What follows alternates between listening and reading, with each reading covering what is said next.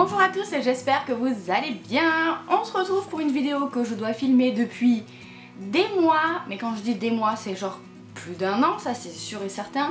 Il s'agit, vous l'avez vu dans le titre, d'une FAQ, donc une foire aux questions. Je vous avais demandé de me poser des questions sur Facebook et sur Instagram. D'ailleurs, je vous invite à me suivre, surtout sur Instagram si ça vous intéresse, puisque je suis particulièrement active là-bas. J'ai fait des captures d'écran des questions qui m'ont été posées. Donc je vais les lire et essayer d'y répondre au fur et à mesure du mieux que je peux. C'est parti avec la première question, ton livre préféré mais vraiment le meilleur des meilleurs. Ben on commence avec une question qui est pas du tout évidente, ça c'est clair. Et là sincèrement ça fait genre 3 minutes que je regarde les livres qui m'entourent et je sais pas quoi répondre. On va dire que je pars du principe que mon livre préféré ça serait un livre que je pourrais relire sans jamais me lasser. Et en fait je pense que je vais répondre le premier livre qui m'est venu en tête à la lecture de cette question, parce que peut-être que voilà, il faut faire confiance à son instinct. Ça serait sans doute Orgueil et Préjugés, tout simplement parce que c'est un livre que j'ai relu un grand nombre de fois et qui me donne toujours envie d'être relu. Et voilà, c'est un classique, c'est pas beaucoup d'originalité dans ma réponse, mais c'est la mienne. Une question assez originale, un repas avec 5 personnages de roman, lesquels choisis-tu? Bisous. Alors là, c'est pas évident non plus, il faut que ce soit des personnages. Je vais essayer du coup de choisir des personnages que j'aime beaucoup ou qui m'intriguent. Donc je pense que je choisirai Dumbledore d'Harry Potter parce que ça doit être fascinant et super intéressant de discuter avec lui. Pour le kiff, Monsieur Darcy, parce que lui aussi doit avoir de la conversation à table. Également quelqu'un qui a plein de bonnes manières pendant les repas, ça serait peut-être Nikolai du Grishaverse, donc de la série Grisha, et plus récemment du livre King of Scars que j'ai lu et dont je vais vous reparler bientôt. Et allez, on reste dans le même univers avec Cass Breaker qui est le personnage, on va dire, principal de Six of Crows, parce que voilà, il a l'air très intriguant. Et je me rends compte que ça fait beaucoup d'hommes tout ça. Donc on va choisir une femme hein, pour la fin. Et donc je pense que ce serait Sabine du 6e tome de la série des Ombres de la Nuit. Parce que c'est un personnage que j'adore et qui est hyper tranchant. Et ouais, ça... J'aimerais trop en fait m'en faire une copine. Autre question, combien de livres lis-tu en moyenne par mois? Ça dépend, c'est une question qu'on me pose souvent. Je dirais que minimum c'est 3-4 et maximum ça peut aller jusqu'à 7-8 quand je suis en vacances. Voilà, mais vraiment les mois où j'ai du temps. Sinon par moyenne on va dire entre 4 et 5 livres par mois. Autre question, meilleur book boyfriend si tu pouvais en choisir un seul. Ça serait Warner de la série Insaisissable de Taylor et ma fille. J'ai déjà mentionné ce nom, d'ailleurs je pense que c'était le numéro 1 quand j'avais fait mon top 5 des book boyfriend, que je vous invite à aller voir. C'est une vidéo qui date déjà, mais je suis pas sûre d'avoir vraiment changé ce top 5. Ouais, Warner. Parce que j'ai adoré cette série principalement grâce à lui et que je suis très effrayée de lire la suite de cette série puisque une autre trilogie est en cours. Tout simplement parce que j'ai peur de ne pas retrouver ce que j'ai tellement aimé dans la première trilogie et surtout j'ai peur de ne pas retrouver le Warner que j'ai surkiffé. On continue avec une autre question. Quel genre de livre tu ne supportes plus? Les livres qui nous prennent pour des cornichons? Non, ouais, on va dire principalement les livres trop faciles. Soit les romances qui tombent dans les clichés, qui enchaînent justement les clichés mais sans aucune originalité ni recherche. Moi, quand il y a des clichés dans la romance, ça me dérange pas forcément plus que ça parce que bah, des fois c'est aussi ce que je recherche. Et un livre qui parle d'une histoire d'amour qui finit bien, forcément il y a des clichés ou en tout cas des redites, donc ça peut ne pas me déranger. Mais ce qui me dérange le plus, ce sont ces livres qui n'ont aucune recherche particulière. Donc je vais citer la romance, mais je peux aussi citer la littérature jeunesse ou young adulte qui ouais, va être soit mal écrite, soit sans aucun travail d'approfondissement. Voilà, c'est des choses comme ça qui me gênent. C'est des livres que je ne supporte plus dans le sens où je trouve aucun intérêt à les lire. Une question de Aurore, comment fais-tu pour gérer ta vie professionnelle, personnelle et la lecture? Eh bien, je vous avoue que c'est pas toujours évident. Ma vie personnelle et la lecture, sincèrement, il n'y a pas vraiment de souci là-dessus, puisque j'ai intégré cette passion de la lecture à ma vie de tous les jours, donc voilà, j'arrive quand même à ménager du temps pour lire, pour consacrer du temps à cette passion-là. Au niveau de ma vie professionnelle,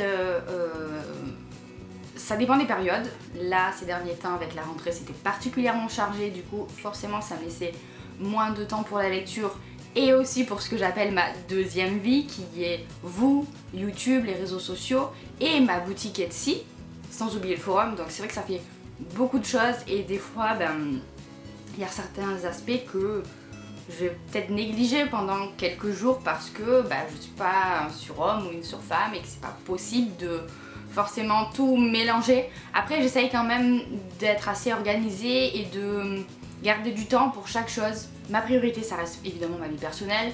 Ensuite, c'est le travail, le vrai travail de ma vie, puisque je suis professeure des écoles, donc voilà, c'est ça d'abord. Ensuite, ça va être la boutique Etsy, puisque quand j'ai des commandes que je dois gérer, je vais pas laisser les clients attendre ou ne pas leur donner ce qu'ils ont commandé. Après vient les réseaux sociaux, le forum et après la chaîne YouTube. J'avoue que avant c'était une de mes priorités, maintenant ça ne l'est plus, tout simplement parce que si je rate une vidéo une fois par semaine, de temps en temps, c'est pas grave. Voilà, il n'y a pas mort d'homme, c'est sûr que c'est une frustration, c'est une déception parfois de ne pas pouvoir tenir le rythme, tout ça, mais en fait je me rends compte que ça me déçoit plus moi-même que forcément les gens qui me suivent. C'est pas grave, c'est pas la fin du monde, j'ai appris à faire avec. On passe justement à une question sur la boutique Etsy. D'où te viennent tes idées pour tes créations et combien passes-tu de temps sur les modèles? Alors, pour le temps, c'est vraiment très divers.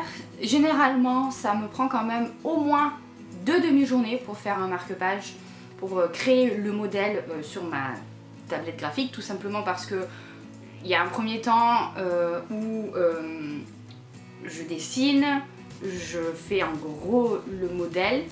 Et il y a un second temps où je vais plus aller vers les détails et me laisser un petit temps de réflexion en fait. J'aime pas sortir un modèle d'un coup. Il manque toujours quelque chose en fait d'après moi et le fait de y retourner, travailler un jour ou deux après, ça me permet de laisser reposer et ensuite de le finir comme il faut. Tout ça c'est sans compter le travail de recherche avant, quand je réfléchis à quel thème j'aimerais aborder, quelle citation, quel graphisme j'aimerais intégrer. Et au final ça prend quand même pas mal de temps de faire un modèle. Et pour ce qui est des idées, c'est là aussi assez variable. Généralement c'est selon vraiment mes envies, c'est-à-dire que soit je vais avoir envie de sortir un marque-page sur une citation, soit sur une ambiance, ou alors un livre en particulier, ou un thème de saison. Voilà, c'est vraiment assez variable selon moi, mes envies en fait. Et je pars aussi du principe que mes créations doivent me ressembler un minimum. Et donc je vais pas faire, je sais pas moi, un marque-page sur un livre que j'aurais pas lu par exemple. Parce que déjà de 1, je saurais pas quoi mettre dessus. Et de 2, c'est pas moi. Et peut-être que c'est pas exactement ce que les gens attendent, dans le sens où eux ils voudraient voir des choses qui leur plaisent à eux, mais je ne pourrais pas créer quelque chose qui ne me plairait pas à moi. Vous voyez ce que je veux dire? Ou alors faire un marque-page sur un livre que j'ai pas aimé. J'en vois pas l'intérêt, tout simplement parce que je pense que je n'y prendrais pas de plaisir si je crée quelque chose qui ne me ressemble pas. Et justement j'en profite pour vous montrer les derniers que j'ai fait. C'est une série sur les maisons de Harry Potter. Et là pour le coup voilà, je me suis régalée parce que j'ai lu le tome 7 il n'y a pas si longtemps que ça et j'avais envie depuis très longtemps de faire quelque chose avec les maisons de Poudlard et j'avais envie qu'ils soient uniformes, enfin qu'ils soient coordonnés mais qu'en même temps ils aient chacun leurs petites différences que j'ai fait dans le modèle des emblèmes mais aussi dans la police que j'ai choisi pour chaque maison. Voilà, c'est une réflexion qui vient au fur et à mesure, je voulais un aspect un petit peu parchemin derrière. Bref, en fait je suis mon instinct, mon instinct créatif, hein, comme certains diraient. Et surtout le plus important, c'est que je cherche à m'éclater. Et si vous avez envie d'en savoir un petit peu plus sur la boutique Etsy, comme d'habitude, le lien est en barre d'infos. Et n'oubliez pas aussi, vous avez droit à un petit code promo, rien que pour vous. Je continue avec Fontaine aux livres qui m'a posé plusieurs questions. Je vais les prendre dans l'ordre. Comment imagines-tu la bibliothèque de tes rêves? La bibliothèque de mes rêves, clairement, ce serait la bibliothèque qu'il y a dans La Belle et la Bête. Hein, je pense comme dans beaucoup d'imagination de personnes. Après, clairement, voilà, il faut revenir sur Terre. Hein, et celle que j'ai me convient déjà très très bien. Je pense que la bibliothèque de mes rêves, ce serait une bibliothèque où je me poserais devant et où j'aurais qu'à claquer des doigts et le livre parfait sortirait. Voilà, il apparaîtrait selon ce que j'ai envie de lire. Bam, j'aurais une sorte de processus qui ferait que ça serait pile le livre que j'ai envie de lire. Et peut-être que c'est forcément, il y a des chances d'ailleurs, un livre qui serait déjà dans mes étagères. Mais j'aurais pas besoin de chercher, de réfléchir, d'aller voir les avis, d'ailleurs ce que je ne fais plus. Mais voilà, bim, comme ça apparaîtrait, ça serait la bibliothèque magique. Elle continue avec le livre que tu relisais avec plaisir, ou relirais, j'imagine. Franchement, il y en aurait tellement. Là, le prochain que je vais relire, ça serait le tome 3 de La Passe Miroir, tout simplement parce que je vais être prête pour le tome 4. Le livre que tu ne veux surtout pas relire dans le sens où tu aurais peur de ne pas autant apprécier que la première fois. Il n'y en a pas vraiment en fait. Ce genre de choses, ça ne me fait pas forcément peur. Peut-être des livres vraiment de mon enfance à la limite. Mais sinon, il n'y en a pas vraiment. Ta journée parfaite de lectrice, me lever, petit déjeuner devant des vidéos de booktube, retourner dans mon lit pour lire voilà, mon livre en cours, puis m'installer l'après-midi au soleil dans le jardin et continuer mon livre. Tout simplement. L'auteur que tu rêves de rencontrer. J.K. Rowling sans aucune originalité. Ou alors Chris Lécole. Ça je l'avais déjà dit dans une vidéo précédente. Un livre qui t'a déçu. Un livre qui m'a déçu récemment, je ne sais plus, et c'est compliqué parce que je peux pas trop regarder autour de moi, tout simplement parce que les livres qui me déçoivent ou que je ne compte pas relire, qui ne m'ont pas forcément plu, je les vends ou je les donne. Donc je pourrais pas trop dire, j'aurais pas vraiment d'exemple là, j'aurais pas vraiment d'idée. Et enfin un livre qui t'a brisé le cœur. Un livre qui m'a brisé le cœur, le livre avec lequel j'ai le plus pleuré, je pense que c'est Nos étoiles contraires. Voilà. Là aussi, sans grande originalité. Une question de jus de raisin. Quel est le livre que tout le monde a adoré et que toi tu as... alors je vois plus parce que comme une imbécile j'ai fait une capture d'écran mais je ne vois plus le mot. J'imagine que ça doit être que toi tu as détesté ou que tu n'as pas aimé. Il n'y en a pas eu énormément. Je réfléchis, attendez. Ah si, je pense à Drive Me to Love de N.C. Bastian. C'est un... ça pourrait aller dans le livre qui m'a déçu aussi. C'est une auteure qui est vraiment beaucoup aimée dans la sphère de la romance. Et alors moi ce livre, j'ai détesté. Je vous en ai d'ailleurs fait une chronique assez incendiaire, mais vraiment j'ai pas du tout aimé ce livre. Alors, les lectures de Vanessa me posent plusieurs questions. Depuis combien d'années enseignes-tu? Eh bien là, ça va faire la 6e année. C'est ma 6e rentrée, je crois, oui, ça fait 5 ans en tout. Enfin voilà, 6e année là qui démarre actuellement. Est-ce que tes collègues sont au courant de ta vie booktube et qu'en pensent-ils? Idem pour... ah mince, je me rappelle plus, je crois que c'était ta famille, mais je ne suis pas sûre. Alors pas du tout, mes collègues sont pas du tout au courant pour booktube et heureusement, et c'est très bien comme ça parce que je me vois mal, comment dire... me pointer au boulot et en sachant qu'ils auraient vu peut-être ma dernière vidéo, ce genre de truc. Non. Bizarrement, je sais que c'est assez contradictoire, mais ce que je dis sur les livres ou ce que je ressens à leur lecture, c'est assez personnel. Alors clairement, oui, j'affiche ça sur YouTube après, mais... ah, ma machine elle a fini, elle ne va faire que sonner si je n'y vais pas, tant pis. Qu'est-ce que je disais? Oui, même si on parle seulement de livres, mon avis ça reste quelque chose d'assez intime et personnel et subjectif, et du coup j'aurais pas forcément envie que mes collègues sachent quel livre j'ai fini de lire, ce que j'en ai pensé, ce genre de choses. Vous voyez ce que je veux dire?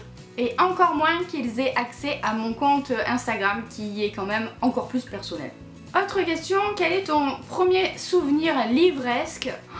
Alors ça c'est super dur. Il faut savoir que j'ai une mémoire de poisson rouge, c'est-à-dire que je me rappelle de pas grand chose de mon enfance, ni même de mon adolescence, ni même de ma vie de jeune adulte. Sincèrement, c'est une catastrophe. Les gens qui me connaissent le savent que je me rappelle de rien. J'ai des amis d'enfance qui vont me dire ouais tu te rappelles machin t'es à l'époque quand on était en 4ème machin, et moi je regarde je fais pas du tout, de quoi ça s'agit s'il vous plaît. Non vraiment j'ai une mémoire tout pourrie, mais je saurais pas trop quoi vous dire. Je sais pas si c'est le premier souvenir d'enfance, je suis désolée, je fais que me gratter le nez mais c'est des allergies, ça me gratte. Bref, too much information. Je me rappelle, chez ma grand-mère, enfin chez mes grands-parents, il y avait un livre, ça va pas être glamour du tout ce que je vais dire, mais c'était un livre sur les poissons des fonds marins. Et c'était un gros livre avec plein d'images, plein de photos de poissons juste monstrueux. Ça faisait trop flipper, les trucs ils étaient affreux avec des grandes dents toutes pointues qui sont trop mêlées comme ça. Vous savez le poisson trop bizarre là, avec la lanterne comme ça sur la tête, et plein d'images comme ça de créatures juste ignobles. Et moi j'étais fascinée par ce bouquin. Alors je sais pas si c'est mon premier souvenir l'ivresse, mais en tout cas c'est quelque chose qui m'a marqué et j'aimerais trop retrouver ce livre. Parce que je passais des heures entières à tourner les pages et à regarder les poissons. Et je suis pas sûre que je savais lire à l'époque. Donc je devais être quand même assez jeune. Et enfin la dernière question de cette vidéo, elle était un petit peu longue, je suis désolée. Tu penses faire encore des vidéos dans 5-10 ans? Aucune idée. 10 ans peut-être pas, je n'en sais rien. Je sais pas combien de temps cette aventure Booktube va durer, et ça va aussi peut-être dépendre de vous, parce que si vous ne regardez plus mes vidéos, bah forcément je vais pas en faire parce que ça n'a aucun intérêt. Je sais pas. Dans 5 ans peut-être encore oui, dans 10 ans j'en sais rien. Sincèrement c'est dur de se projeter. Je pense que dans les années à venir oui, même si peut-être que le rythme ralentira le jour où j'aurai des enfants forcément. Mais en tout cas Booktube c'est pas quelque chose que j'ai envie de lâcher. L'envie n'est pas toujours au rendez-vous, c'est vrai, et je ne me force plus pour faire des vidéos, donc peut-être que le rythme est moins régulier qu'avant, j'en suis désolée, mais comme je vous dis j'ai pas envie de me forcer, mais ça reste quand même une super expérience. Et ce que j'aime le plus c'est échanger avec vous en fait, parce que c'est bien beau de parler toute seule à ma caméra, mais moi j'ai besoin de vos retours, j'ai besoin de vos commentaires, j'ai besoin de vos likes, j'ai besoin de, voilà, de voir que ce que je fais ça vous plaît, et parler lecture avec vous, parce que encore une fois moi je parle toute seule à ma caméra, mais j'adore quand vous me parlez de vos lectures, et c'est pour ça que j'aime Booktube. YouTube c'est bien, Instagram c'est peut-être encore mieux, j'avoue, en termes d'échange, hein. Mais non, je suis pas prête d'arrêter Booktube pour l'instant. Voilà donc pour cette petite FAQ. Je suis désolée si la vidéo vous a paru longue et si j'ai un petit peu trop parlé. On verra au montage ce que ça donne, peut-être que je couperai certaines choses sans doute. Merci à tous ceux qui m'ont posé des questions, et encore une fois je vous invite à me suivre sur les autres réseaux sociaux puisque je suis quand même assez présente et j'aime beaucoup échanger avec vous là-bas. Et sur ce, j'arrête de parler parce que j'ai déjà bien parlé. Je vous fais plein de bisous, je vous souhaite de très bonnes lectures à venir et à bientôt pour une prochaine vidéo. C'est quoi ce petit geste de la main là, ridicule?